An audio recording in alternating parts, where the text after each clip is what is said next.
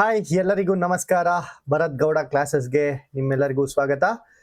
So ನಾನು ನಿಮ್ಮ ಭರತ್ ಗೌಡ, ಎಲ್ಲರಿಗೂ ಗೊತ್ತಿರುತ್ತೆ UPSC CAPF ಅಲ್ಲಿ ಆಲ್ ಇಂಡಿಯಾ ರ್ಯಾಂಕ್ 208 ಪಡೆದಿದ್ದೀನಿ.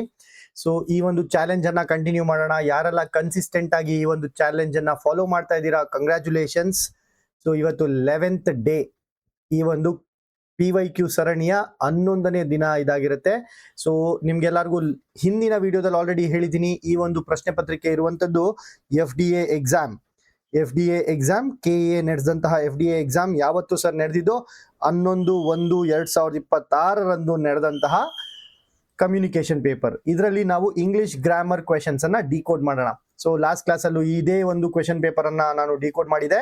ಹಾಗೆ ಇಂಗ್ಲಿಷ್ ಬೈ ಭರತ್ ಗೌಡ ಅನ್ನುವಂತಹ ಟೆಲಿಗ್ರಾಮ್ ಚಾನಲ್ ಅಲ್ಲಿ, ಇಲ್ಲಿದೆ ನೋಡಿ, ಇಂಗ್ಲಿಷ್ ಬೈ ಭರತ್ ಗೌಡ ಅನ್ನುವಂತಹ ಟೆಲಿಗ್ರಾಮ್ ಚಾನಲ್ ಅಲ್ಲಿ ಈ ಒಂದು PDF ಅಪ್ಲೋಡ್ ಆಗಿರುತ್ತೆ. ಯಾರಿಗೆಲ್ಲ ಈ ಒಂದು PDF ಬೇಕು, ಇಂಗ್ಲಿಷ್ ಬೈ ಭರತ್ ಗೌಡ ಅನ್ನುವಂತಹ ಟೆಲಿಗ್ರಾಮ್ ಚಾನಲ್ ಅಲ್ಲಿ ನಿಮ್ಗೆ ಸಿಗುತ್ತೆ.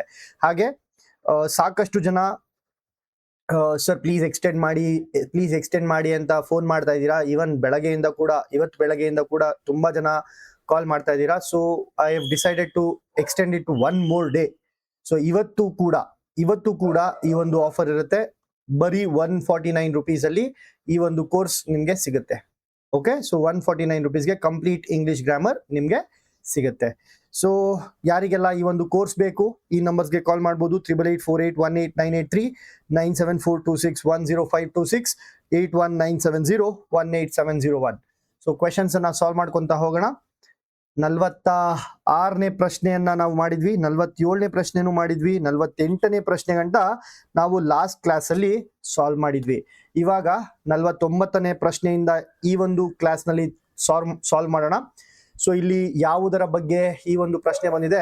ಕರೆಕ್ಟ್ ಯೂಸೇಜ್ ಆಫ್ ಆರ್ಟಿಕಲ್ ನ ಬಗ್ಗೆ ಈ ಒಂದು ಪ್ರಶ್ನೆ ಬಂದಿದೆ. ಸೊ ಆರ್ಟಿಕಲ್ಸ್ ಅನ್ನುವಂತಹ ಟಾಪಿಕ್ ಮೇಲೆ ನಾನು ಯಾವಾಗ್ಲೂ ಹೇಳ್ತಾ ಇರ್ತೀನಿ ನಿಮ್ಗೆ, ಆರ್ಟಿಕಲ್ಸ್ ಮೇಲೆ ಪ್ರಶ್ನೆ ಬರುತ್ತೆ ಅಥವಾ ಪ್ರಿಪೋಸಿಷನ್ಸ್ ಮೇಲೆ ಬರುತ್ತೆ ಅಥವಾ ಎರಡರಲ್ಲೂ ಬರುತ್ತೆ ಅಂತ.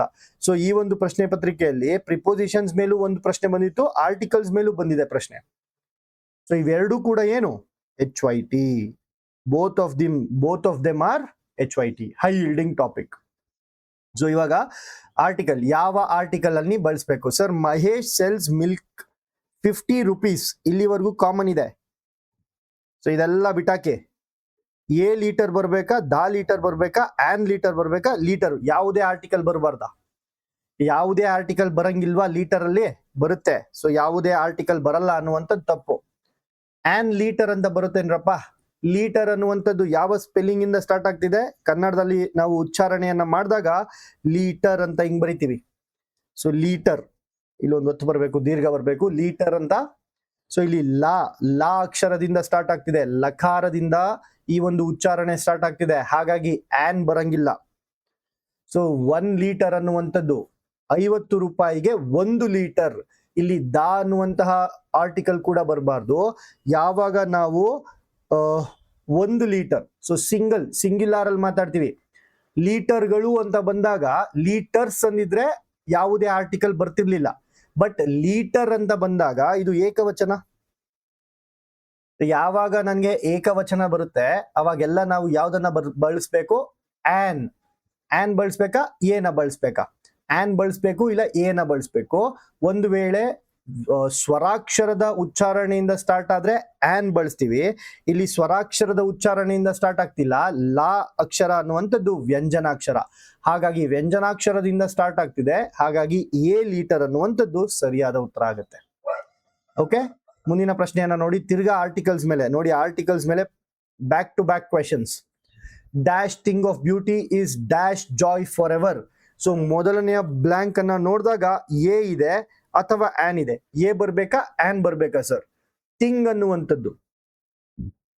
ಅನ್ನುವಂಥದ್ದು ಕನ್ನಡದಲ್ಲಿ ಬರೆದಾಗ ಹಿಂಗ್ ಬರುತ್ತೆ, ತಾ ಅಕ್ಷರದ ಉಚ್ಚಾರಣೆಯಿಂದ ಸ್ಟಾರ್ಟ್ ಆಗ್ತಿದೆ ಥಿಂಗ್ ಅನ್ನುವಂಥದ್ದು. ಹಾಗಾಗಿ ಯಾವ ಆರ್ಟಿಕಲ್ ಬರ್ಬೇಕಿಲ್ಲಿ? ಎ ಅನ್ನುವಂತಹ ಆರ್ಟಿಕಲ್ ಬರಬೇಕು. ಹಾಗಾಗಿ ಎರಡನೇ ಆಪ್ಷನ್ ತಪ್ಪು. A thing of beauty is dash joy for ever. ಇಲ್ಲಿ ಸರ್ ಎ ಬರ್ಬೇಕಾ, ಆನ್ ಬರ್ಬೇಕಾ, ದಾ ಬರ್ಬೇಕಾ? The joy for ever. A thing of beauty is a joy for ever ಅಂತ ಕರಿತೀವಿ. A thing of beauty is a joy for ever. ಇದೊಂದು famous quote ಆಗಿರುತ್ತೆ. ಇದೊಂದು famous quote ಆಗಿರುತ್ತೆ. ಜಾನ್ ಕೀಟ್ ಅನ್ನುವಂಥವ್ರು, ಜಾನ್ ಕೀಟ್ ಅನ್ನುವಂಥವ್ರು ಹೇಳಿರುವಂತಹ ಒಂದು ಫೇಮಸ್ ಕೋಟ್ ಇದು ಇಂಗ್ಲಿಷ್ ನಲ್ಲಿ. ಅ thing of beauty is a joy for ever ಅಂತ. ಹಾಗಾಗಿ ಇಲ್ಲಿ ಸರಿಯಾದ ಉತ್ತರ ಏನಾಗಬೇಕು? ಆಪ್ಷನ್ 4 ಎ ಮತ್ತು ಎ ಅನ್ನುವಂಥದ್ದು ಸರಿಯಾದ ಉತ್ತರ. ಇದಾದ್ಮೇಲೆ ಮುಂದಿನ ಪ್ರಶ್ನೆ ನೋಡಿ. ಡ್ಯಾಶ್ ಯಾವ್ದ್ರಲ್ಲಿ? ಇದು ಸ್ಪಾಟ್ ದ ಎರರ್ ಅಲ್ಲಿ ಕೇಳಿರುವಂತಹ ಪ್ರಶ್ನೆ. ಸ್ಪಾಟ್ ದ ಎರರ್ ಅಲ್ಲಿ ಕೇಳಿರುವಂತಹ ಪ್ರಶ್ನೆ. ಇದನ್ನ ಹೇಗೆ ಸರ್ ಸಾಲ್ವ್ ಮಾಡೋದು? ಸ್ಪಾಟ್ ದ ಎರರ್, ತಪ್ಪೆಲ್ಲಿದೆ ಅಂತ ಕಂಡುಹಿಡಿಬೇಕು ನಾವು. Antique jewellery was stolen from the museum. ಏನು ತಪ್ಪಿಲ್ಲ ಅಂತಂದ್ರೆ ನೋ ಎರರ್ ಅಂತ ಹಾಕ್ಬೇಕು. One of the difficult question that I have seen. ಇದೊಂದು ಸ್ವಲ್ಪ ಡಿಫಿಕಲ್ಟ್ ಕ್ವೆಶನ್ ಇತ್ತು. ಯಾಕಂದ್ರೆ ಇದು ಮೇಲ್ನೋಟಕ್ಕೆ ಯಾವುದೇ ತಪ್ಪಿಲ್ಲ ಅಂತ ಅನ್ಸುತ್ತೆ, ಯಾವುದೇ ತಪ್ಪಿಲ್ಲ ಅನ್ಸುತ್ತೆ. 4ನೇ ಆಪ್ಷನ್ ನೋಡಿ, ಮತ್ತೆ ಆಪ್ಷನ್ ಕೂಡ ತಪ್ಪಾಗ್ಬಿಟ್ಟಿದೆ. ಒಂದು ನೋ ಎರರ್, ಡ್ಯಾಶ್ ಸೆಕೆಂಡ್ ಒನ್ಗೆ was stolen antique jewellery from the museum. ಹುಷಾರಾಗಿ ನೋಡ್ಕೊಂಡು ನಾವು ಈ ಒಂದು ಇದನ್ನ ಸಾಲ್ವ್ ಮಾಡಬೇಕು. ಆಪ್ಷನ್ಸ್ ಕೂಡ ಜಂಬಲ್ ಮಾಡಿದ್ದಾರೆ. ಇಲ್ಲಿ ತಪ್ಪೆಲ್ಲಿದೆ ಅಂತ ಕಂಡುಹಿಡಿಬೇಕು ನಾವು. ಸೊ ಡಿಫಿಕಲ್ಟ್ ಇದೆ. ಯಾಕೆ ಡಿಫಿಕಲ್ಟ್ ಅಂದ್ರೆ ಮೇಲ್ನೋಟಕ್ಕೆ ನೋ ಎರರ್ ಅನ್ಸುತ್ತಿದ್ದು, ಏನು ತಪ್ಪಿಲ್ಲ. ಆಂಟಿಕ್ ಜ್ಯುವೆಲರಿ ಅನ್ನುವಂಥದ್ದು ಅನ್ಕೌಂಟಬಲ್ ನೌನ್, ಎಣ್ಸಕ್ಕಾಗಲ್ಲ ಜ್ಯುವೆಲರಿ ಅನ್ನುವಂಥದ್ದನ್ನ. ಹಾಗಾಗಿ ಇದು ಏಕವಚನ ಅಂತ ಕನ್ಸಿಡರ್ ಮಾಡ್ತೀವಿ. ಇಲ್ಲಿ ವಾಸ್ ಏಕವಚನ, ವಾಸ್ ಸ್ಟೋಲನ್ ಅನ್ನುವಂತಹ ಟೆನ್ಸ್ ಕೂಡ ಕರೆಕ್ಟ್ ಆಗಿದೆ, ಎಲ್ಲಾ ಸರಿ ಇದೆ ಅಂತ ಅನ್ಸುತ್ತೆ. ಬಟ್ ಇಲ್ಲಿ ಆಂಟಿಕ್ ಜ್ಯುವೆಲರಿಯಲ್ಲಿ ತಪ್ಪಿದೆ. ಏನ್ ಸರ್ ತಪ್ಪು? ಆಂಟಿಕ್ ಜ್ಯುವೆಲರಿ ಅಂತ ಬಂದಾಗ ಮೊದಲನೇದಾಗಿ ದ ಅನ್ನುವಂತಹ ಆರ್ಟಿಕಲ್ ನ ಬಳಸಬೇಕಿತ್ತು. The antique jewellery was stolen from the museum ಅಂತ. ನೋಡಿ, ಆರ್ಟಿಕಲ್ ಮೇಲೆ ಬ್ಯಾಕ್ ಟು ಬ್ಯಾಕ್ 3 ಪ್ರಶ್ನೆಗಳು ಆರ್ಟಿಕಲ್ಸ್ ಮೇಲೆ. ದ ಆಂಟಿಕ್ ಜ್ಯುವೆಲರಿ ಅಂತ ಬರ್ಬೇಕಿತ್ತಿಲ್ಲಿ. ಹಾಗಾಗಿ ಮೊದಲನೆಯ ಪಾರ್ಟ್ ನಲ್ಲಿ ದ ಆಂಟಿಕ್ ಜ್ಯುವೆಲರಿಯಲ್ಲಿ ತಪ್ಪಿದೆ. ದ ಆಂಟಿಕ್ ಜ್ಯುವೆಲರಿ ಅನ್ನುವಂಥದ್ದು ಬರಬೇಕಿತ್ತು ಈ ಒಂದು ಆಪ್ಷನ್ ಅಲ್ಲಿ. ಸೊ ಸ್ವಲ್ಪ ಕಷ್ಟ ಇತ್ತು, ಕಷ್ಟ ಇರುವಂತಹ ಪ್ರಶ್ನೆ ಇದು. ಇದನ್ನ ಸ್ಕಿಪ್ ಮಾಡಿದ್ರೆ ಒಳ್ಳೇದು. ಓಕೆ, ಮುಂದಿನ ಪ್ರಶ್ನೆಯನ್ನ ನೋಡೋಣ. Change the speech of the sentence. So ನಮ್ಗೆ ಯಾವಾಗ್ಲೂ ಏನ್ ಮಾಡ್ತಿದ್ರು? ಡೈರೆಕ್ಟ್ ಸ್ಪೀಚ್ ಅನ್ನ ಕೊಟ್ಟು ಇಂಡೈರೆಕ್ಟ್ ಸ್ಪೀಚ್ಗೆ ಕನ್ವರ್ಟ್ ಮಾಡಿ ಅಂತ ಹೇಳ್ತಿದ್ರು. ಈ ಒಂದು ಪ್ರಶ್ನೆಯಲ್ಲಿ ಇಂಡೈರೆಕ್ಟ್ ಸ್ಪೀಚ್ ಅನ್ನ ಕೊಟ್ಟು ಡೈರೆಕ್ಟ್ ಸ್ಪೀಚ್ಗೆ ಕನ್ವರ್ಟ್ ಮಾಡಿ ಅಂತ ಹೇಳ್ತಾ ಇದ್ದಾರೆ. ಇಂಡೈರೆಕ್ಟ್ ಸ್ಪೀಚ್ ಅನ್ನ ಕೊಟ್ಟು ಡೈರೆಕ್ಟ್ ಸ್ಪೀಚ್ಗೆ ಕನ್ವರ್ಟ್ ಮಾಡಿ ಅಂತ ಹೇಳ್ತಾ ಇದ್ದಾರೆ. ಸರ್ ನೋಡಿ, ಇಲ್ಲಿ ದ ಪ್ರೀವಿಯಸ್ ಡೇ ಅಂತ ಇದೆ. ದ ಪ್ರೀವಿಯಸ್ ಡೇ ಅಂತ ಅಂದ್ರೆ ಯೆಸ್ಟರ್ಡೇ ಆಗತ್ತೆ. ಇಂಡೈರೆಕ್ಟ್ ಸ್ಪೀಚ್ ಅಲ್ಲಿ ಪ್ರೀವಿಯಸ್ ಡೇ ಅನ್ನುವಂಥದ್ದು ಏನಾಗತ್ತೆ? ಯೆಸ್ಟರ್ಡೇ ಆಗತ್ತೆ. ಯೆಸ್ಟರ್ಡೇ ಯಾವ ಆಪ್ಷನ್ ಅಲ್ಲಿ ಇದೆ ನೋಡಿ. ಟುಡೇ ಅನ್ನುವಂಥದ್ದು ತಪ್ಪು, ದಟ್ ಡೇ ಅನ್ನುವಂಥದ್ದು ತಪ್ಪು. 2 ಆಪ್ಷನ್ ಹೋಯ್ತು.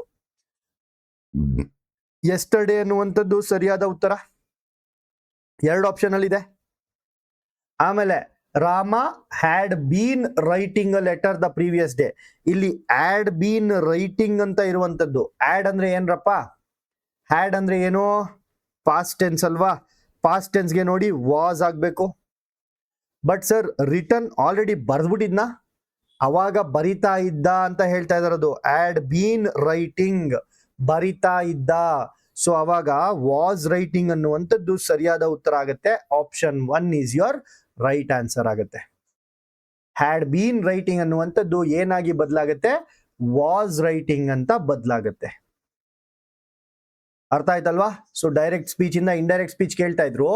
ಈ ಒಂದು ಪ್ರಶ್ನೆಯಲ್ಲಿ ಇಂಡೈರೆಕ್ಟ್ ಸ್ಪೀಚ್ ಇಂದ ಡೈರೆಕ್ಟ್ ಸ್ಪೀಚ್ಗೆ ಕನ್ವರ್ಟ್ ಮಾಡಿ ಅಂತ ಹೇಳ್ತಾ ಇದ್ದಾರೆ. Okay, so next question punctuation ಅಲ್ಲಿ ಕೇಳಿರುವಂತಹ ಪ್ರಶ್ನೆ. ಸೊ ಪಂಕ್ಚುಯೇಷನ್ ಮೇಲೆ KE ಅವ್ರಿಗೆ ಒಲವು ಬಂದ್ಬಿಟ್ಟಿದೆ. ಪಂಕ್ಚುಯೇಷನ್ ಮಾರ್ಕ್ ಮೇಲೆ ಒಲವು ಬಂದ್ಬಿಟ್ಟಿದೆ KE ಮೇಲೆ, KE ಅವ್ರಿಗೆ. ಯಾಕೆ ಸರ್? ಇದೇ ಪ್ರಶ್ನೆ ಪತ್ರಿಕೆಯಲ್ಲಿ 2 ಪ್ರಶ್ನೆಗಳು ಪಂಕ್ಚುಯೇಷನ್ ಮೇಲೆ ಬಂದಿತ್ತು. ಪಂಕ್ಚುಯೇಷನ್ ಅಂದ್ರೆ ಏನೋ? ಕ್ವೆಶನ್ ಮಾರ್ಕ್ ಎಲ್ಲಿ ಯೂಸ್ ಮಾಡ್ತೀವಿ, ಫುಲ್ ಸ್ಟಾಪ್ ಅನ್ನ ಎಲ್ಲಿ ಯೂಸ್ ಮಾಡ್ತೀವಿ ಅಂತೆಲ್ಲ ಹೇಳುವಂಥದ್ದು. ಸೆಮಿ ಕೋಲನ್ ಅಂದ್ರೆ ಏನು, ಕೋಲನ್ ಅಂದ್ರೆ ಏನು, ಕೊಟೇಶನ್ ಮಾರ್ಕ್ ಅಂದ್ರೆ ಏನು, ಸಿಂಗಲ್ ಕೊಟೇಶನ್ ಮಾರ್ಕ್ ಅಂದ್ರೆ ಏನು, ಎಲ್ಲೆಲ್ಲಿ ಬಳಸ್ತೀವಿ ಇವೆಲ್ಲವನ್ನು, ಎಕ್ಸ್ಕ್ಲಮೇಟರಿ ಮಾರ್ಕ್, ಕಾಮಾ, ಇವೆಲ್ಲ ಏನು ಪಂಕ್ಚುಯೇಷನ್ ಮಾರ್ಕ್ಗಳು. ಎಲ್ಲಿ ಬಳಸ್ತೀವಿ ನಾವು ವಾಕ್ಯದಲ್ಲಿ, ಅರ್ಧ ವಿರಾಮ, ಪೂರ್ಣ ವಿರಾಮ, ಇದನ್ನ ಕಲಿಬೇಕು ನಾವು. ಸೊ ಈ ask me where I was going, ಇದು ಮೇಲ್ನೋಟಕ್ಕೆ ಏನ್ ಅನ್ಸುತ್ತೆ? ಕ್ವೆಶನ್ ಅನ್ಸುತ್ತಲ್ವಾ? ವೇರ್ ಐ ವಾಸ್ ಗೋಯಿಂಗ್ ಅನ್ನುವಂಥದ್ದು, ಆದ್ರೆ ಇದು ಕ್ವೆಶನ್ ಅಲ್ಲ, ಇದು ಒಂದು ಹೇಳಿಕೆ. ಪ್ಯಾಸಿವ್ ಸೆಂಟೆನ್ಸ್ ಅಲ್ಲಿ ಇರುವಂತದ್ದು, ಪ್ಯಾಸಿವ್ ಸೆಂಟೆನ್ಸ್, ಇದು ಪ್ರಶ್ನೆ ಅಲ್ಲ. ಒಂದ್ ವೇಳೆ ವೇರ್ ಆರ್ ಯು ಗೋಯಿಂಗ್ ಅಂದಿದ್ರೆ, ವೇರ್ ಆರ್ ಯು ಗೋಯಿಂಗ್ ಅಂದಿದ್ರೆ ಇಲ್ಲಿ ಪ್ರಶ್ನೆ ಆಗಿರ್ತಿತ್ತು, ಪ್ರಶ್ನೆ ಪಂಕ್ಚುಯೇಷನ್ ಮಾರ್ಕ್ ಬರ್ತಿತ್ತು, ಪ್ರಶ್ನಾರ್ಥಕ ಚಿಹ್ನೆ ಬರ್ತಿತ್ತು. ಆದ್ರೆ ಇದು ಪ್ರಶ್ನೆ ಅಲ್ಲ, ಇದು ಒಂದು ಹೇಳಿಕೆ, ಪ್ಯಾಸಿವ್ ಸೆಂಟೆನ್ಸ್. ಈ ask me where I was going ಅನ್ನುವಂಥದ್ದು ಒಂದು ವಾಕ್ಯ. ವಾಕ್ಯದ ಕೊನೆಯಲ್ಲಿ ಏನ್ ಬರ್ಬೇಕು? ಕ್ವೆಶನ್ ಅಲ್ಲ, ಇದು ವಾಕ್ಯ ಆಗಿರೋದ್ರಿಂದ ಕ್ವೆಶನ್ ಮಾರ್ಕ್ ಬಂದಿರುವಂತದ್ದು ತಪ್ಪು. ವಾಕ್ಯದ ಕೊನೆಯಲ್ಲಿ ಪೂರ್ಣ ವಿರಾಮ ಬರಬೇಕು, ಅರ್ಧ ವಿರಾಮ ಅಲ್ಲ, ಹಾಗಾಗಿ ಎರಡನೇ ತಪ್ಪು. ವಾಕ್ಯದ ಕೊನೆಯಲ್ಲಿ ಇಲ್ಲಿ ಯಾವುದೇ ರೀತಿಯಾದಂತಹ ಒಂದು ಭಾವನೆಯನ್ನ ಎಕ್ಸ್ಪ್ಲೇನ್ ಮಾಡ್ತಾ ಇಲ್ಲ, ಆಯ್ತಾ? ಹಾಗಾಗಿ ಎಕ್ಸ್ಕ್ಲಮೇಟರಿ ಮಾರ್ಕ್ ಕೂಡ ಬರಬಾರ್ದು. ಆಪ್ಷನ್ 3 ಕೂಡ ತಪ್ಪು. ಲಾಸ್ಟ್ ಅಲ್ಲಿ ಬರ್ಬೇಕಾಗಿರುವಂತದ್ದೇನು? ಪೂರ್ಣ ವಿರಾಮ. ಓಕೆ, ಸೊ ಪೂರ್ಣ ವಿರಾಮ ಬರಬೇಕು. ಹಾಗಾಗಿ ಆಪ್ಷನ್ 4 ಸರಿಯಾದ ಉತ್ತರ ಆಗುತ್ತೆ. ಮುಂದಿನ ಪ್ರಶ್ನೆ, which of the following is are are not the interjection ಅಂತ ಕೇಳ್ತಾ ಇದ್ದಾರೆ. ಅಂದ್ರೆ ಭಾವನೆಯನ್ನ ಎಕ್ಸ್ಪ್ಲೇನ್ ಮಾಡುವಂತಹ ಪದ ಯಾವುದು, ಯಾವುದು ಅಲ್ಲ ಅಂತ ಕೇಳ್ತಾ ಇರೋದು. ನಾಟ್. ಇಂಟರ್ಜೆಂಕ್ಷನ್ ಅಂದ್ರೆ ಏನಂತ ಗೊತ್ತಲ್ವಾ? ಭಾವನೆಯನ್ನ ವ್ಯಕ್ತಪಡಿಸುವಂತಹ ಪದಗಳು. ಎಂತಹ ಯಾವ ರೀತಿ? ಹುರ್ರೆ ಅಂತ ನಾವ್ ಯಾವಾಗ ಅಂತೀವಿ? ಏನಾದ್ರೂ ಗೆದ್ದಾಗ, ಏನಾದ್ರೂ ನಾವು ಪಡೆದುಕೊಂಡಾಗ hurray, I won the match ಅಂತೀವಿ. ಅಂದ್ರೆ ನಾನು ಗೆದ್ದೆ ಅನ್ನುವಂಥದ್ದಕ್ಕೆ ಹೇಳುವಂಥದ್ದು ಹುರ್ರೆ ಅನ್ನುವಂಥದ್ದು. It is an interjection. Alas ಅನ್ನುವಂಥದ್ದು, ಈಗ ಯಾರಾದ್ರೂ ತೀರೋದ್ರೆ ಅಲಾಸ್ ಅಂತೀವಿ. ಸೊ ದುಃಖವನ್ನ ವ್ಯಕ್ತಪಡಿಸುವಂಥದ್ದು, ಸಂತೋಷವನ್ನ ವ್ಯಕ್ತಪಡಿಸುವಂಥದ್ದು ಹುರ್ರೆ ಆಗತ್ತೆ. ಅದೇ ರೀತಿ ದುಃಖವನ್ನ ವ್ಯಕ್ತಪಡಿಸುವಂಥದ್ದು ಅಲಾಸ್ ಆಗುತ್ತೆ. ಇದು ಕೂಡ ಇಂಟರ್ಜೆಂಕ್ಷನ್. ಅಲಾಸ್ ಅಂದ್ರೆ ದುಃಖವನ್ನ ವ್ಯಕ್ತಪಡಿಸುವಂಥದ್ದು, ಹುರ್ರೆ ಅಂದ್ರೆ ಸಂತೋಷವನ್ನ ವ್ಯಕ್ತಪಡಿಸುವಂಥದ್ದು. ಹಾಗೆ ಹುಷ್ ಅನ್ನುವಂಥದ್ದು ನೋಡಿ, ಹುಷ್ ಅನ್ನುವಂಥದ್ದು ಏನಾಗುತ್ತೆ? ಎಸ್ ಅನ್ನುವಂಥದ್ದು ಯಾವಾಗ ಯೂಸ್ ಮಾಡ್ತೀವಿ ನಾವು?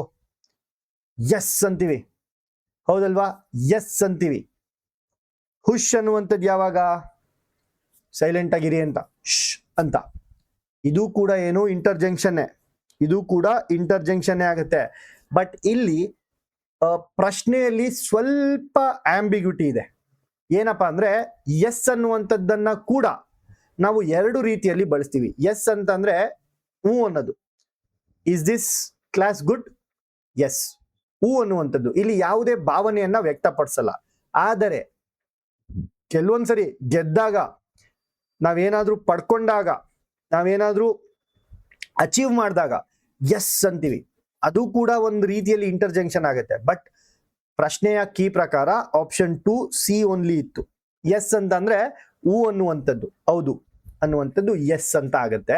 ಹಾಗಾಗಿ ಆಪ್ಷನ್ 2 ಸಿ ಓನ್ಲಿ ಅಂತ ಇತ್ತು. ಬಟ್ ನನ್ನ ಕೇಳೋದಾದ್ರೆ ಇದರಲ್ಲಿ 4 ಇಂಟರ್ಜೆಂಕ್ಷನ್ಸ್. ಶ್ ಅನ್ನುವಂಥ ಶಬ್ದ ಮಾಡಬೇಡ ಅನ್ನುವಂಥದ್ದು ಹುಷ್ ಅಂತ, ಅಲಾಸ್ ಅನ್ನುವಂಥದ್ದು, ಹುರ್ರೆ ಅನ್ನುವಂಥದ್ದು, ಎಸ್ ಅನ್ನುವಂಥದ್ದು 4 ಕೂಡ ಇಂಟರ್ಜೆಂಕ್ಷನ್ ಆಗಿ ವರ್ಕ್ ಆಗುತ್ತೆ. ಓಕೆ, ಸೊ ಬಟ್ ಆಪ್ಷನ್ ಅಲ್ಲಿ ಆಪ್ಷನ್ 2 ಸಿ ಓನ್ಲಿ ಅಂತ ಇತ್ತು ಕೀ ಆನ್ಸರ್ಸ್ ಅಲ್ಲಿ. So choose the plural form. Plural form ಬಹುವಚನ ರೂಪವನ್ನ ಕಂಡುಹಿಡಿಯಿರಿ ಅಂತ ಹೇಳ್ತಾ ಇದ್ದಾರೆ. ಫಾರ್ಮುಲಾ ಅನ್ನುವಂಥದ್ದು ಏಕವಚನ, ಈ ಫಾರ್ಮುಲಾ ಅನ್ನುವಂಥದ್ದಕ್ಕೆ ಬಹುವಚನವನ್ನ ಕಂಡುಹಿಡಿಯಿರಿ ಅಂತ ಹೇಳ್ತಾ ಇದ್ದಾರೆ. ಸೊ ಫಾರ್ಮುಲಾಗೆ ನಾವು ಬಹುವಚನದಲ್ಲಿ ಫಾರ್ಮುಲೆ ಅಂತಾನೂ ಕರಿತೀವಿ ಅಥವಾ ಫಾರ್ಮುಲಾಸ್ ಅಂತಾನೂ ಕರಿತೀವಿ. ಸೊ ಇದು ಯುರೋಪಿಯನ್ ಇಂಗ್ಲಿಷ್ ಅಲ್ಲಿ ಫಾರ್ಮುಲೆ ಅಂತೀವಿ, ಫಾರ್ಮುಲಾಸ್ ಅನ್ನುವಂಥದ್ದು US ಇಂಗ್ಲಿಷ್. ಸೊ ಫಾರ್ಮುಲೆ, ಫಾರ್ಮುಲಾ ಎರಡು ಫಾರ್ಮುಲಾಸ್ ಎರಡು ಕರೆಕ್ಟ್ ಇರುತ್ತೆ. ಸೊ ಫಾರ್ಮುಲೆ ಅನ್ನುವಂಥದ್ದು ಕರೆಕ್ಟು, ಫಾರ್ಮುಲಾಸ್ ಅನ್ನುವಂಥದ್ದು ಕರೆಕ್ಟು. ಫಾರ್ಮುಲೈ ಅನ್ನಲ್ಲ, ಫಾರ್ಮುಲಾ ಅನ್ನಲ್ಲ. ಫಾರ್ಮುಲಾ ಅನ್ನುವಂಥದ್ದು ಏಕವಚನ. ಸೊ ಹಾಗಾಗಿ ಆಪ್ಷನ್ ಯಾವ್ದಾಗತ್ತೆ? ಆಪ್ಷನ್ ಎ ಮತ್ತು ಸಿ, ಮೂರನೇ ಆಪ್ಷನ್ ಸರಿಯಾದ ಉತ್ತರ ಆಗುತ್ತೆ ಈ ಒಂದು ಪ್ರಶ್ನೆಗೆ. ಡನ್. ಮುಂದಿನ ಪ್ರಶ್ನೆ ಹೋಗೋಣ. Identify the figure of speech of the following sentence. Figure of speech ನೋಡಿ ಎಷ್ಟು ಪ್ರಶ್ನೆಗಳು ಫಿಗರ್ ಆಫ್ ಸ್ಪೀಚ್ ಅಲ್ಲಿ ಬರ್ತಿದೆ. ಖಂಡಿತ very very important figure of speech. ಏನ್ ಬರ್ತಿದೆ ಫಿಗರ್ ಆಫ್ ಸ್ಪೀಚ್ ಅಲ್ಲಿ? ಇಲ್ಲಿ ಯಾವ ಹೇಳಿಕೆಯನ್ನ ಕೊಟ್ಟಿದ್ದಾರೆ? The camel is the ship of desert ಅಂತ ಕೊಟ್ಟಿದ್ದಾರೆ. ಕ್ಯಾಮಲ್ಲೇ ಹಡಗು. ಯಾವುದರ ಹಡಗು? ಡೆಸರ್ಟ್ ನ. ಸೊ ಡೆಸರ್ಟ್ ಏನಿರ್ತದೆ? ಮರುಭೂಮಿಯ ಹಡಗು. ಯಾವುದು? ನನ್ನ ಒಂಟೆ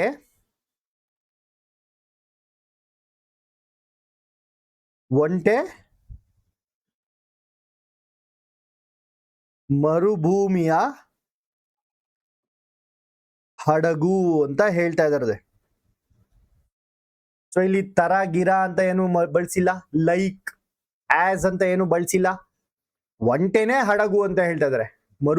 ಮರುಭೂಮಿಲಿ ಒಂಟೆನೆ ಹಡಗು. The camel is the ship of the desert ಅಂದ್ರೆ ಒಂಟೆನೆ ಮರುಭೂಮಿಯಲ್ಲಿ ಹಡಗು. ಇದನ್ನ ನಾವೇನಂತ ಕರಿತೀವಿ? ಮೆಟಫರ್ ಅಂತ ಕರಿತೀವಿ. ಸೊ ಒಂದು ವಸ್ತುವನ್ನ ಇನ್ನೊಂದು ವಸ್ತುವಿಗೆ ಕಂಪೇರ್ ಮಾಡುವಂಥದ್ದು, ಆದರೆ ತರ ಅಂತ ಯೂಸ್ ಮಾಡಲ್ಲ. ಲೈಕ್, ಆಸ್, ಸೇಮ್ ಆಸ್ ಅಂತ ಎಲ್ಲ ಯೂಸ್ ಮಾಡಲ್ಲ. ಅಂತದನ್ನ ಮೆಟಫರ್ ಅಂತ ಕರಿತೀವಿ ನಾವು. ಇದನ್ನೇ camel is like the ship of desert ಅಂತ ಕೊಟ್ಟಿದ್ರೆ, camel is like the ship of desert ಅಂತ ಕೊಟ್ಟಿದ್ರೆ, ಅವಾಗ ಇಲ್ಲಿ ಲೈಕ್ ಅನ್ನುವಂತಹ ಪದ ಬಳಕೆ ಆಗಿದೆ. ಕ್ಯಾಮಲ್ನ ಹಡಗಿಗೆ ಹೋಲಿಸ್ತಾ ಇದ್ದಾರೆ. ಯಾವುದನ್ನ ಯೂಸ್ ಮಾಡಿಕೊಂಡು? ಲೈಕ್ ಅನ್ನುವಂತಹ ಪದ ಬಂದಿದೆ. ಇಲ್ಲಿ ನೋಡಿ, the camel is the ship of the desert, like ಅನ್ನುವಂತಹ ಪದ ಬಂದಿಲ್ಲ. ಸೊ ಲೈಕ್ ಅನ್ನುವಂತಹ ಪದ ಬಂದ್ರೆ ಅದೇನಾಗುತ್ತೆ? ಅದು ಸಿಮಿಲಿ ಆಗತ್ತೆ.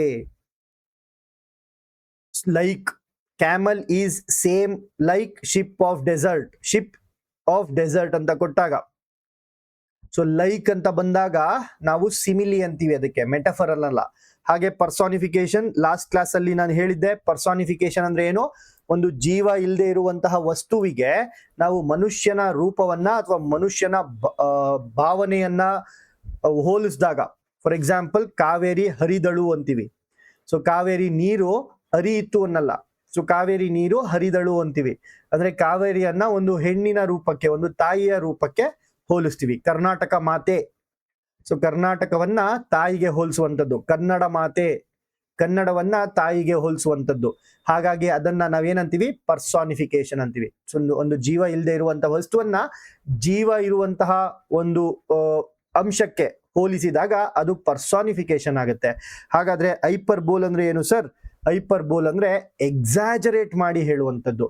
ಸೊ ನನಗೆ ಲಕ್ಷ ಕೆಲಸಗಳಿದಾವೆ. ಸೊ ಒಂದ್ ಲಕ್ಷ ಕೆಲಸ ಮಾಡಕ್ಕಾಗತ್ತಾ? ನಾನು ಇವತ್ತು ನನ್ಗೆ 1,00,000 ಕೆಲಸ ಆಯ್ತಪ್ಪ, ನೀನೊಂದ್ ಕೆಲಸ ಹೇಳ್ಬೇಡ ನನಗೆ ಅಂತೀವಲ್ವಾ? ಸೊ ಈ ತರ ಎಕ್ಸಾಜರೇಟ್ ಮಾಡುವಂಥದ್ದು. ನನ್ನ ಹತ್ರ ಏನಾದ್ರೂ ನೀವೇನಾದ್ರೂ ತಂಟೆ ಮಾಡಿದ್ರೆ ಇಡೀ ಊರೇ ಎದೊಳುತ್ತೆ ಅಂತ. ಏನ್ ಊರೇ ಎದೊಳುತ್ತೆ ಅಂದ್ರೆ? ಇಡೀ ಊರೇ ನಿಂತ್ಕೊಳ್ಳುತ್ತೆ ಅಂದ್ರೆ ಇಡೀ ಊರು ನಿಂತ್ಕೊಬಿಡುತ್ತಾ? ಎಲ್ಲಾರು ನಿಂತ್ಕೊಂತಾರ? ಸೊ ಏನ್ ಮಾಡ್ತಾ ಇದೀವಿ? ಎಕ್ಸಾಜರೇಟ್ ಮಾಡಿ ಹೇಳುವಂಥದ್ದು. ಅಂದ್ರೆ ಜಾಸ್ತಿ ಜನ ಬರ್ತಾರೆ ಅನ್ನುವಂಥದ್ದಕ್ಕೆ ಎಕ್ಸಾಜರೇಟ್ ಮಾಡಿ ಹೇಳುವಂಥದ್ದು ಹೈಪರ್ಬೋಲ್ ಆಗುತ್ತೆ. ಬಟ್ ಇಲ್ಲಿ ಈ ಒಂದು ಪ್ರಶ್ನೆಗೆ ಸರಿಯಾದ ಉತ್ತರ ಏನಾಗುತ್ತೆ? ಮೆಟಫರ್ ಆಗುತ್ತೆ. Okay, done. ಇದಾದ್ಮೇಲೆ ಕೇಳುವಂಥದ್ದು ಒನ್ ವರ್ಡ್ ಸಬ್ಸ್ಟಿಟ್ಯೂಷನ್. ಸೊ ನೀವೆಲ್ಲ ನನ್ನ ಒಂದು ನಾನು ಮಾಡ್ಯೂಲ್ಸ್ ಗಳಾಗಿ ಸಿಲೆಬಸ್ ಅನ್ನ ಡಿಕೋಡ್ ಮಾಡಿದೀನಲ್ವಾ? ಆ ಮಾಡ್ಯೂಲ್ಸ್ ಗಳಲ್ಲಿ ಒನ್ ವರ್ಡ್ ಸಬ್ಸ್ಟಿಟ್ಯೂಷನ್ಗೆ ಒಂದು ಎಕ್ಸಾಂಪಲ್ ಕೊಟ್ಟಿದ್ದೆ. ಅದೇ example one who is all powerful. One who is all powerful ನನ್ನ ಸಿಲೆಬಸ್ ಕಾಪಿಯಲ್ಲಿದೆ, ಸಿಲೆಬಸ್ ಡಿಕೋಡಿಂಗ್ ಅಲ್ಲಿ. ಬರೀ ಸಿಲೆಬಸ್ ಅನ್ನ ಒನ್ ವರ್ಡ್ ಸಬ್ಸ್ಟಿಟ್ಯೂಷನ್ಗೆ ಒಂದು ಎಕ್ಸಾಂಪಲ್ ಅನ್ನ ಕೊಟ್ಟಿದ್ದೆ. ಅದೇ ಎಕ್ಸಾಂಪಲ್ ಎಕ್ಸಾಮ್ ಅಲ್ಲಿ ಬಂದಿರುವಂತದ್ದು. One who is all powerful ಅಂದ್ರೆ ನಾವು ಆಮ್ನಿ ಪೋಟೆಂಟ್ ಅಂತ ಕರಿತೀವಿ. ಆಮ್ನಿಸಿಯಂಟ್ ಅಂದ್ರೆ ಏನು? ಆಮ್ನಿಸಿಯಂಟ್ ಅಂದ್ರೆ ಎಲ್ಲವನ್ನ ತಿಳಿದಿರುವನು. ಒನ್ ಹೂ ನೋಸ್ ಎವ್ರಿಥಿಂಗ್ಗೆ ಆಮ್ನಿಸಿಯಂಟ್ ಆಗತ್ತೆ, ಎಲ್ಲವನ್ನ ತಿಳಿದಿರುವಂತವನು. ಆಮ್ನಿ ಪ್ರೆಸೆಂಟ್ ಅಂದ್ರೆ ಏನು? ಆಮ್ನಿ ಪ್ರೆಸೆಂಟ್ ಅಂದ್ರೆ ಎಲ್ಲಾ ಕಡೆಯೂ ಇರುವಂತದ್ದು, ಎಲ್ಲಾ ಕಡೆಯೂ ಇರುವಂತದ್ದು Omni present. For example Vishnu, ಭಕ್ತ ಪ್ರಹ್ಲಾದ ಎಲ್ಲಾರು ನೋಡಿರ್ತೀರಾ ಅನ್ಕೊಂಡಿರ್ತೀನಿ. ಸೊ ಅಲ್ಲಿ ಹಿರಣ್ಯಕಶ್ಯಪು ಅಲ್ಲಿಯೂ ಇದ್ದಾನ, ಅಲ್ಲಿಯೂ ಇದ್ದಾನೆ, ಈ ಕಂಬದಲ್ಲಿ ಇದ್ದಾನ, ಇಲ್ಲಿಯೂ ಇದ್ದಾನೆ ಅಂತೀವಲ್ಲ. ಸೊ ಎಲ್ಲಾ ಕಡೆ ಇರುವಂತದ್ದಕ್ಕೆ ಆಮ್ನಿ ಪ್ರೆಸೆಂಟ್ ಅಂತೀವಿ. ಒಂದು ಎಕ್ಸಾಂಪಲ್ ಕೊಡಿ ಸರ್ ಅಂದ್ರೆ ಗಾಳಿ. ಗಾಳಿ ಅನ್ನುವಂಥದ್ದು ಭೂಮಿಯ ಮೇಲೆ ಎಲ್ಲಾ ಕಡೆ ಇರುತ್ತೆ. It is omnipresent. Omni ಪ್ರೆಸೆಂಟ್ಗೆ ಎಲ್ಲಾ ಕಡೆ ಇರುವಂತದ್ದು ಆಮ್ನಿ ಪ್ರೆಸೆಂಟ್ ಆಗುತ್ತೆ. ಇನ್ವಿನ್ಸಿಬಲ್ ಅಂದ್ರೆ ಏನು ಸರ್? ಇನ್ವಿನ್ಸಿಬಲ್ ಅಂದ್ರೆ one who cannot be defeated, ಅಂದ್ರೆ ಸೋಲ್ಸಕ್ಕೆ ಆಗಲ್ಲ ಅವನ್ನ. ಇನ್ವಿನ್ಸಿಬಲ್. ಕೃಷ್ಣ ಈಸ್ ಇನ್ವಿನ್ಸಿಬಲ್ ಅಥವಾ ಅರ್ಜುನ ವಾಸ್ ಇನ್ವಿನ್ಸಿಬಲ್ ಅಂದ್ರೆ ಅರ್ಜುನನನ್ನ ಸೋಲ್ಸಕ್ಕೆ ಆಗ್ತಿರ್ಲಿಲ್ಲ. ಭೀಮ ವಾಸ್ ಇನ್ವಿನ್ಸಿಬಲ್, ಭೀಮನನ್ನ ಯಾರು ಸೋಲ್ಸೇ ಇಲ್ಲ ಅನ್ನುವಂಥದ್ದು ಇನ್ವಿನ್ಸಿಬಲ್. ಎಕ್ಸಾಂಪಲ್ ಕೊಡ್ತಾ ಇರುವಂತದ್ದು. ಸೊ ಇನ್ವಿನ್ಸಿಬಲ್ ಅಂದ್ರೆ ಸೋಲ್ಸಕ್ಕೆ ಆಗದೇ ಇಲ್ಲ ಅನ್ನುವಂಥದ್ದು, ಇನ್ವಿನ್ಸಿಬಲ್ ಆಗತ್ತೆ. ಓಕೆ, ಸೊ ಮುಂದಿನ ಪ್ರಶ್ನೆಯನ್ನ ನೋಡಿ. ಸೊ ಈ ಒಂದು ಪ್ರಶ್ನೆ ಪತ್ರಿಕೆಯಲ್ಲಿ ನನಗೆ ಕೆಲವೊಂದು ಎರಡ್ ಮೂರು ಮಿಸ್ಟೇಕ್ಸ್ ಅಂತೂ ಕಾಣಿಸ್ತು ಇಂಗ್ಲಿಷ್ ನಲ್ಲಿ. ಇಲ್ಲಿ ನೋಡಿ, ಈ works in a dash loom industry, ಇಲ್ಲಿ ಆಕ್ಚುಯಲ್ ಆಗಿ ಬರ್ಬೇಕಾಗಿರೋದು ಏರ್ ಲೂಮ್ ಇಂಡಸ್ಟ್ರಿ ಅನ್ನುವಂಥದ್ದು. ಹೇರ್ ಲೂಮ್ ಅನ್ನಲ್ಲ, ಏರ್ ಲೂಮ್ ಅನ್ನಲ್ಲ, ಹೇರ್ ಲೂಮ್ ಅನ್ನಲ್ಲ, ಹೇರ್ ಲೂಮ್ ಅಂತೀವಿ ನಾವು, ಹೇರ್ ಲೂಮ್ ಇಂಡಸ್ಟ್ರಿ ಅಂತ. ಸರ್, ಇದನ್ನ ನಾವೇನಾದ್ರೂ ಕನ್ನಡಕ್ಕೆ ಪರಿವರ್ತನೆ ಮಾಡಿದ್ರೆ ಇದು ಏರ್ ಲೂಮ್ ಆಗುತ್ತೆ, ಏರ್ ಲೂಮ್ ಆಗತ್ತೆ. ಹೆಚ್ಚು ಸೈಲೆಂಟ್, ಇಲ್ಲಿ ಹೆಚ್ಚು ಸೈಲೆಂಟು, ಹಾಗಾಗಿ ಏರ್ ಅಂತೀವಿ, ಏರ್ ಲೂಮ್ ಇಂಡಸ್ಟ್ರಿ. ಸೊ ಇಲ್ಲಿ ಬರ್ಬೇಕಾಗಿರುವಂತದ್ದು ಎ ಅನ್ನುವಂತಹ ಆರ್ಟಿಕಲ್ ಅಲ್ಲ, on heirloom industry. So ಇದು ಒಂದು ತಪ್ಪಾಗಿತ್ತು. ಪ್ರಶ್ನೆ ಪತ್ರಿಕೆಯಲ್ಲಿ ಎ ಅನ್ನುವಂತಹ ಆರ್ಟಿಕಲ್ ಅನ್ನ ಬಳಸಬಾರ್ದು, ಆನ್ ಏರ್ ಲೂಮ್ ಇಂಡಸ್ಟ್ರಿ ಅಂತ ಬಳಸಬೇಕಾಗಿತ್ತು. ಏರ್ ಲೂಮ್ ಅಂದ್ರೆ ಏನು ಸರ್? ಸೊ ಯಾವ ಒಂದು ಇಂಡಸ್ಟ್ರಿ, ಒಂದು ಅಂಗಡಿ ಪುರಾಣದ ವಸ್ತುಗಳನ್ನ ಮಾರಾಟ ಮಾಡ್ತಾ ಇರ್ತಾರಲ್ವಾ, ಅದನ್ನ ಏರ್ ಲೂಮ್ ಇಂಡಸ್ಟ್ರಿ ಅಂತ ಕರಿತೀವಿ. ಏರ್ ಲೂಮ್ ಅಂದ್ರೆ ನನ್ನ ತಾತ ಹಾಕೋತಿದ್ರು ಉಂಗ್ರನ, ನಮ್ಮ ಅಪ್ಪ ಹಾಕೋತಿದ್ರು, ಅದನ್ನ ನನಗ್ ಕೊಡ್ತಾರೆ, ನಾನು ನನ್ನ ಮಗನ್ ಕೊಡ್ಬೇಕು, ಅವನ್ ಮಗನ್ ಕೊಡ್ತಾನೆ. ಸೊ ಈ ತರ ಒಂದು ಪಳುವಳಿಯಾಗಿ ಬಂದಿರುವಂತಹ ವಸ್ತುಗಳನ್ನ ಏರ್ ಲೂಮ್ ಅಂತೀವಿ. ಈ ಒಂದು ಪಳುವಳಿಯಿಂದ ಬಂದಿರುವಂತದ್ದು, ಮೇಲಿಂದ ಕೆಳಗೆ ಜನರೇಷನ್ ಆದ್ಮೇಲೆ ಬಂದಿರುವಂತಹ ವಸ್ತುಗಳನ್ನ ಮಾರಾಟ ಮಾಡುವಂತದ್ದು ಅಥವಾ ತಯಾರಿಸುವಂತದ್ದು, ಈ ಒಂದು ಇಂಡಸ್ಟ್ರಿನ ಏರ್ ಲೂಮ್ ಇಂಡಸ್ಟ್ರೀಸ್ ಅಂತೀವಿ. ಏರ್ ನ ಮುಂದೆ ಬರುವಂತದ್ದು ಆನ್ ಅನ್ನುವಂತಹ ಆರ್ಟಿಕಲ್, ಎ ಅನ್ನುವಂಥದ್ದಲ್ಲ, an heirloom industry. But ಇಲ್ಲಿ ಪ್ರಶ್ನೆ ಏರ್ ಲೂಮ್ ಆಗಿರೋದ್ರಿಂದ ಆಪ್ಷನ್ 2 ಸರಿಯಾದ ಉತ್ತರ ಆಗುತ್ತೆ. ಒಂದ್ ವೇಳೆ ಆರ್ಟಿಕಲ್ ಅಂತ ಕೊಟ್ಟಿದ್ರೆ ಆರ್ಟಿಕಲ್ ಆನ್ ಬರ್ಬೇಕಿತ್ತು. ಓಕೆ, ಮುಂದಿನ ಪ್ರಶ್ನೆ ಹೋಗೋಣ. ಮುಂದಿನ ಪ್ರಶ್ನೆಯನ್ನ ನೋಡಿ, ಮ್ಯಾಚ್ ದ ಫಾಲೋಯಿಂಗ್, ಹೊಂದಿಸಿ ಬರೆಯಿರಿ. ಕನ್ವಿನ್ಸ್ ಮಾಡೋದಂತ ಗೊತ್ತಲ್ವಾ? ಬಾ ಬಾ ಬಾ ಅಂತ ಅನ್ನೋದು, ಪ್ಲೀಸ್ ಬಾ, ಏನೋ ಒಂದು ಒಪ್ಪಿಸೋದಕ್ಕೆ ಕನ್ವಿನ್ಸ್ ಅಂತ ಕರಿತೀವಿ. ಒಪ್ಸದೇ ಇರೋದಕ್ಕೆ ಬರಬೇಡ, ಬೇಡ, ಮಾಡಬೇಡ. ಸೊ ಒಪ್ಪಿಸದೇ ಇರುವಂತದ್ದಕ್ಕೆ ಡಿಸಾರ್ಡ್ ಅಂತ ಕರಿತೀವಿ. ಇಲ್ಲಿ ನೋಡಿ, ಕನ್ವಿನ್ಸ್ಗೆ ಇನ್ನೊಂದು ಸಮನಾರ್ಥಕ ಪದ ಪರ್ಸುಯೇಡ್ ಅಂತ ಬರುತ್ತೆ. ಪರ್ಸುಯೇಡ್ ಅಂದ್ರೆ ಮನವೊಲಿಸೋದು. ಕನ್ವಿನ್ಸ್ಗೆ ಒಂದು ಸಮನಾರ್ಥಕ ಪದ, ಸಿನೋನಿಮು. ಪರ್ಸುಯೇಡ್ಗೆ ಡೈರೆಕ್ಟ್ ಆಂಟೋನಿಮು, ಡೈರೆಕ್ಟ್ ವಿರುದ್ಧಾರ್ಥಕ ಪದ ಡಿಸಾರ್ಡ್ ಅನ್ನುವಂಥದ್ದು, ಡಿಸುಯೇಡ್ ಅನ್ನುವಂಥದ್ದು. ಪರ್ಸುಯೇಡ್, ಡಿಸುಯೇಡ್. ಅರ್ಥ ಆಯ್ತಾ? ಸೊ ಎ ಯಾವ್ದಕ್ಕೆ ಮ್ಯಾಚ್ ಆಗ್ಬೇಕು? ಎ 2ಕ್ಕೆ ಮ್ಯಾಚ್ ಆಗ್ಬೇಕು. 2 ಆಪ್ಷನ್ಗಳಲ್ಲಿ A2 ಇದೆ. ಹಾಗೆ ಬಿ ಅನ್ನುವಂಥದ್ದು ನೋಡಿ, ಅಲೈಟ್ ಅನ್ನುವಂಥದ್ದು. ಅಲೈಟ್ ಅಂದ್ರೆ ಬಸ್ಸಿಂದ ಕೆಳಗಡೆ ಇಳಿಯುವಂಥದ್ದು ಅಥವಾ ಒಂದು ವಾಹನದಿಂದ ಕೆಳಗಡೆ ಇಳುವಂಥದ್ದು. ಫಾರ್ ಎಕ್ಸಾಂಪಲ್, ಬಸ್ಸಿಂದ ಕೆಳಗೆ ಇಳಿ ಅಂದ್ರೆ ಅಲೈಟ್ ದ ಬಸ್ ಅಂತೀವಿ, ಅಂದ್ರೆ ಬಸ್ಸಿಂದ ಕೆಳಗೆ ಇಳಿ ಅನ್ನುವಂಥದ್ದಕ್ಕೆ ಅಲೈಟ್. ಬಸ್ ಹತ್ತು, ಒಂದು ವೆಹಿಕಲ್ ನ ಹತ್ತದಕ್ಕೆ ಎಂಬಾರ್ಕ್ ಅಂತೀವಿ. ಅಲೈಟ್ಗೆ ಆಪೋಸಿಟ್ ವರ್ಡ್ ಏನು? ಎಂಬಾರ್ಕ್ ಅನ್ನುವಂಥದ್ದು. ಸೊ ಬಿ ಯಾವ್ದಕ್ಕೆ ಮ್ಯಾಚ್ ಆಗ್ಬೇಕು ಸರ್? B4ಗೆ ಮ್ಯಾಚ್ ಆಗ್ಬೇಕು. ಆಪ್ಷನ್ 3 ನಿಮ್ಮ ಸರಿಯಾದ ಉತ್ತರ ಆಗುತ್ತೆ. ರೆಫ್ಯೂಸ್ ಅಂದ್ರೆ ತಿರಸ್ಕರಿಸೋದು, ಕೊಡಲ್ಲ ಅನ್ನೋದು. ಗ್ರಾಂಟ್ ಅಂದ್ರೆ ಕೊಡುವಂಥದ್ದು. ರೆಫ್ಯೂಸ್ ಅಂದ್ರೆ ತಿರಸ್ಕರಿಸೋದು, ಕೊಡಲ್ಲ ಅನ್ನೋದು. ಗ್ರಾಂಟ್ ಅಂದ್ರೆ ಕೊಡುವಂಥದ್ದು. He granted me the permission to take leave. ನಾನು ರಜಾ ಹಾಕೋದಕ್ಕೆ ಅವರು ನನ್ನ ರಜವನ್ನ ಗ್ರಾಂಟ್ ಮಾಡಿದ್ರು, ಒಪ್ಕೊಂಡ್ರು. He refuse to give me an holiday. ಅವ್ರು ನನ್ಗೆ ಹಾಲಿಡೇ ಕೊಡೋದಕ್ಕೆ ಒಪ್ಕೊಳ್ಳಿಲ್ಲ, ರೆಫ್ಯೂಸ್. ಡನ್. ಇದಾದ್ಮೇಲೆ ಬರುವಂತದ್ದು ಡೈವಲ್ಜ್ ಅಂದ್ರೆ ತೆರೆದಿಡುವಂಥದ್ದು. ಅಂದ್ರೆ ಒಂದು ಸತ್ಯವನ್ನ, ಡೈವಲ್ಜ್ ದ ಟ್ರೂತ್ ಅಂದ್ರೆ ಸತ್ಯ ಹೇಳಿ ಅನ್ನುವಂಥದ್ದು. ಅದಕ್ಕೆ ಆಪೋಸಿಟ್ ವರ್ಡ್ ಕನ್ಸೀಲ್ ಅನ್ನುವಂಥದ್ದು. ಕನ್ಸೀಲ್ ಅಂದ್ರೆ ಏನ್ ಸರ್? ಕನ್ಸೀಲ್ ಅಂದ್ರೆ ಮುಚ್ಚಿಡುವಂಥದ್ದನ್ನ ಕನ್ಸೀಲ್ ಅಂತೀವಿ.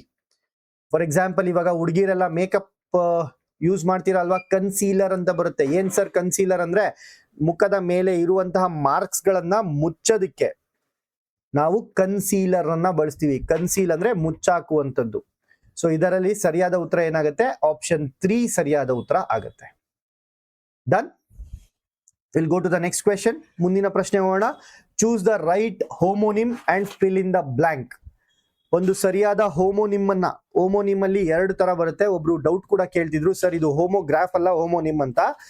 ಹೋಮೋನಿಮ್ ಅಲ್ಲಿ 2 ರೀತಿ ಬರ್ತದೆ. ಒಂದು ಹೋಮೋಫೋನ್ಸ್, ಇನ್ನೊಂದು ಹೋಮೋಗ್ರಾಫ್ಸ್. ಎರಡನ್ನೂ ಕೂಡ ನಾವು ಹೋಮೋನಿಮ್ಸ್ ಅಂತೀವಿ. ಹೋಮೋಫೋನ್ಸ್ ಮತ್ತು ಹೋಮೋಗ್ರಾಫ್ಸ್ ಎರಡನ್ನೂ ಕೂಡ ನಾವೇನಂತೀವಿ? ಹೋಮೋನಿಮ್ಸ್ ಅಂತ ಕರಿತೀವಿ. ಹೋಮೋಫೋನ್ಸ್ ಅಂದ್ರೆ ಉಚ್ಚಾರಣೆ ಸೇಮ್ ಇರಬೇಕು. ಒಂದು ಎಕ್ಸಾಂಪಲ್ ಕೊಡ್ನಲ್ವಾ, ಸನ್ನು ಯಾವಾಗ್ಲೂ ಕೊಡ್ತಾ ಇರ್ತೀನಿ ಈ ಎಕ್ಸಾಂಪಲ್ ನ. ಸನ್ ಅಂದ್ರೆ ಸೂರ್ಯ, ಈ ಸನ್ ಅಂದ್ರೆ ಮಗ. ಇದನ್ನ ಹೋಮೋಫೋನ್ಸ್ ಅಂತ ಕರಿತೀವಿ. ಅಂದ್ರೆ ಫೋನ್ ಅಲ್ಲಿ ನಾವೇನೇನ್ ಮಾಡ್ತೀವಿ, ಮಾತಾಡ್ತೀವಿ. ಸೊ ಉಚ್ಚಾರಣೆ ಸೇಮ್ ಇರಬೇಕು, ಆದರೆ ಮೀನಿಂಗ್ಗಳು ಡಿಫ್ರೆಂಟ್ ಇರಬೇಕು. ಅದನ್ನ ಹೋಮೋಫೋನ್ಸ್ ಅಂತೀವಿ. ಹೋಮೋಗ್ರಾಫ್ಸ್ ಅಂದ್ರೆ ಏನು ಸರ್? ಬರೆಯೋದಕ್ಕೆ ಸೇಮ್ ಇರೋ. ಗ್ರಾಫ್ ಅಲ್ಲಿ ಏನ್ ಮಾಡ್ತೀವಪ್ಪ, ಬರಿತೀವಿ. ಗ್ರಾಫ್ ಅಂದ್ರೆ ಬರೆಯುವಂಥದ್ದು. ಸೊ ಬರೆಯೋದಕ್ಕೆ ಸೇಮ್ ಇರಬೇಕು. ರೈಟ್ ಬರೆಯೋದಕ್ಕೆ ಸೇಮ್ ಇರಬೇಕು, ಆದರೆ ಅದರ ಮೀನಿಂಗ್ ಚೇಂಜ್ ಇರಬೇಕು. ಈ ರೈಟ್ ಅಂದ್ರೆ ಏನು? ಬಲಗಡೆ. ಈ ರೈಟ್ ಅಂದ್ರೆ ಏನು? ಸರಿ. ಓಕೆ. ಸೊ ಹೋಮೋಫೋನ್ಗೆ ಇನ್ನೊಂದು ಎಕ್ಸಾಂಪಲ್ ರೈಟ್. ಸೊ ರೈಟ್ ಅಂದ್ರೆ ಬಲಗಡೆ ಅಥವಾ ಸರಿ ಅನ್ನುವಂಥದ್ದಾಗುತ್ತೆ. ಈ ರೈಟ್ ಅನ್ನುವಂಥದ್ದು ಬರಿ ಅನ್ನುವಂಥದ್ದಕ್ಕೆ ಸಮ ಆಗುತ್ತೆ. ಬರಿ ಅಂತ ಅಂತೀವಿ, ಬರೆಯೋದು, ರೈಟಿಂಗ್. ಸೊ ಇದು ಹೋಮೋಫೋನ್ಸು, ಇದು ಹೋಮೋಗ್ರಾಫ್ಸು. ಇವೆರಡನ್ನ ಕೂಡ್ಸಿದ್ರೆ ನಾವೇನಂತೀವಿ? ಹೋಮೋನಿಮ್ಸ್ ಅಂತ ಕರಿತೀವಿ. ಸೊ ಹೋಮೋನಿಮ್ಸ್ ಅಂದ್ರೆ ಏನು? ಬರೆಯೋದಕ್ಕೆ ಸೇಮ್ ಇರಬೇಕು ಅಥವಾ ಉಚ್ಚಾರಣೆಯಲ್ಲಿ ಸೇಮ್ ಇರಬೇಕು, ಬೇರೆ ಬೇರೆ ಮೀನಿಂಗ್ ಗಳನ್ನ ಕೊಡ್ತಾ ಇರಬೇಕು. ಅದನ್ನ ಹೋಮೋನಿಮ್ಸ್ ಅಂತ ಕರಿತೀವಿ. So the police warn the leader that a single wrong statement could dash violence among the protesters. So police ಅವರು ವಾರ್ನ್ ಮಾಡಿದ್ರಂತೆ ಲೀಡರ್ಗೆ, ಏನಂತ? ನೀವೇನಾದ್ರೂ ಒಂದು ತಪ್ಪು ಸ್ಟೇಟ್ಮೆಂಟ್ ಕೊಟ್ರು ಇಲ್ಲಿ ಗದ್ದಲ ಶುರುವಾಗತ್ತೆ, ವೈಲೆನ್ಸ್ ಸ್ಟಾರ್ಟ್ ಆಗತ್ತೆ. ಸೊ ಉದ್ರೇಕಗೊಳ್ಳೋದಕ್ಕೆ ನಾವು ಇನ್ಸೈಟ್ ಅಂತ ಬರೆಸ್ತೀವಿ. ಇನ್ಸೈಟ್ ಅಂತ. ಇನ್ಸೈಟ್ ಅಂದ್ರೆ ಏನು? ಈ ಇನ್ಸೈಟ್ ಅಂದ್ರೆ ಒಳನೋಟ ಅಂತ. ಸೊ ಈ ಒಂದು ಕ್ಲಾಸ್ ನ ಒಳನೋಟ, ಇನ್ಸೈಟ್, ನಾವೇನ್ ಮಾಡ್ತಾ ಇದೀವಿ? ಈ ಪ್ರಶ್ನೆ ಪತ್ರಿಕೆಯ ಇನ್ಸೈಟ್ ಅನ್ನ ನೋಡ್ತಾ ಇದೀವಿ. ಅಂದ್ರೆ ಈ ಪ್ರಶ್ನೆ ಪತ್ರಿಕೆಯ ಒಳನೋಟವನ್ನ ನೋಡ್ತಾ ಇದೀವಿ. ಯಾವ ರೀತಿ ಕ್ವೆಶನ್ಸ್ ಅನ್ನ ಸೆಟ್ ಮಾಡ್ತಾ ಇದ್ದಾರೆ, ಯಾವ ರೀತಿ ಡಿಕೋಡ್ ಮಾಡ್ಬೋದು, ಯಾವ ಟಾಪಿಕ್ ಇಂದ ಬಂದಿದೆ, ಇವೆಲ್ಲ ಏನು? ಒಳನೋಟ. ಹಾಗೆ ಎನ್ಸೈಟ್ ಅನ್ನುವಂಥದ್ದು ಪದ ಇಲ್ಲ. ಎನ್ಸೈಟ್ ಅನ್ನುವಂಥ ಪದ ಇಲ್ಲ. ಒಂದು ಪದ ಏನಿದೆ, ಎನ್ ಸ್ವೀಟ್ ಅಂತ ಇದೆ. ಎನ್ ಸ್ವೀಟ್ ಅಂತಂದ್ರೆ, ಸ್ವೀಟ್ ಅಂದ್ರೆ ಏನು? ಸೂಟ್ ಅಂತೀವಿ. ಇದು ಸ್ವೀಟ್ ಅಲ್ಲ, ಸೂಟ್ ಅಂತೀವಿ. ಏನಿದು ಸೂಟ್ ಅಂದ್ರೆ? ಒಂದು ರೂಮು. ಸೊ ನೀವೇ ಯಾವ್ದಾದ್ರು 5 ಸ್ಟಾರ್ ರೂಮ್ಸ್ಗೆಲ್ಲ ಹೋದ್ರೆ ಪ್ರೆಸಿಡೆನ್ಷಿಯಲ್ ಸೂಟ್, ಕಪಲ್ ಸೂಟ್ ಅಂತೀವಿ. ಅಂದ್ರೆ ಒಂದು ಬೆಡ್ರೂಮ್ ನ ನಾವು ಸೂಟ್ ಅಂತೀವಿ. ಎನ್ ಸೂಟ್ ಅಂದ್ರೆ ಆ ಬೆಡ್ರೂಮ್ ಅಲ್ಲಿ ಇರುವಂತದ್ದು. For example bathroom en suite ಅಂದ್ರೆ ಬಾತ್ರೂಮ್, ಆ ಬೆಡ್ರೂಮ್ ಒಳಗಡೆ ಬಾತ್ರೂಮ್ ಇದೆ. ಅಟ್ಯಾಚ್ ಬಾತ್ರೂಮ್ ಅಂತೀವಲ್ವಾ, ಅದನ್ನ ಎನ್ ಸೂಟ್ ಅಂತೀವಿ ನಾವು. ಇದಕ್ಕೆ ಈ ಎನ್ ಸೂಟ್ ನ ಅರ್ಥ. ಆದ್ರೆ ಇದರಲ್ಲಿ ಸರಿಯಾದ ಉತ್ತರ ಏನು? ಉದ್ರೇಕಗೊಳಿಸೋದಕ್ಕೆ ಇನ್ಸೈಟ್ ವೈಲೆನ್ಸ್ ಅಂದ್ರೆ ಶುರು ಆಗತ್ತೆ ವೈಲೆನ್ಸು ಅಂತ ಹೇಳುವಂಥದ್ದು. ಸೊ ಈ ಒಂದು ಕ್ಲಾಸ್ ಅನ್ನ ಇಲ್ಲಿಗೆ ಮುಕ್ತಾಯ ಮಾಡೋಣ. ಇನ್ನ 61ನೇ ಕ್ವೆಶನ್ ಇಂದ ಈ ಒಂದು ಪ್ಯಾಸೇಜ್ ಏನಿದೆ, ಈ ಪ್ಯಾಸೇಜ್ ಇಂದ ನಾವು ಮುಂದಿನ ಕ್ಲಾಸ್ ನಲ್ಲಿ ಡಿಕೋಡ್ ಮಾಡೋಣ ಅಂತ ಹೇಳ್ತಾ, ಸೊ ನೆಕ್ಸ್ಟ್ ಕ್ಲಾಸ್ ಅಲ್ಲಿ ಸಿಗೋಣ. ಅಲ್ಲಿವರೆಗೂ ಇನ್ನೊಂದು ಹೇಳದ್ ಮರ್ತೆ, ಒಂದು ದಿನ ಎಕ್ಸ್ಟೆಂಡ್ ಮಾಡಿರ್ತೀನಿ ಈ ಒಂದು ಆಫರ್ ಅನ್ನ.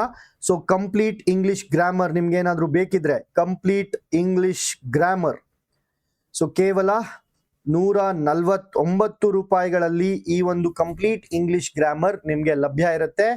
ಸೊ ಇದು ಟೆಲಿಗ್ರಾಮ್ ಅಲ್ಲಿ ಸಿಗುತ್ತೆ. ಯಾರಿಗೆಲ್ಲ ಈ ಒಂದು ಕೋರ್ಸ್ ಬೇಕು, ನೀವು 8884818983ಗೆ ಕಾಲ್ ಮಾಡ್ಬೋದು, ಅಥವಾ 9742610526ಗೆ ಕಾಲ್ ಮಾಡ್ಬೋದು, ಅಥವಾ 8197018701 ಈ ನಂಬರ್ಗೂ ಕೂಡ ನೀವು ಕರೆಯನ್ನ ಮಾಡ್ಬೋದು ಅಂತ ಹೇಳ್ತಾ, ಮುಂದಿನ ಕ್ಲಾಸ್ ಅಲ್ಲಿ ಸಿಗೋಣ. ಅಲ್ಲಿವರೆಗೂ ಏನು, have a nice day and take care. ಓದ್ತಾ ಇರಿ, ಚೆನ್ನಾಗಿ ಕಲ್ತ್ಕೊಳ್ಳಿ, ರಿವೈಸ್ ಮಾಡಿ, ಏನೇ ಡೌಟ್ಸ್ ಇದ್ರೂ ಕಾಲ್ ಮಾಡಿ. Thank you so much.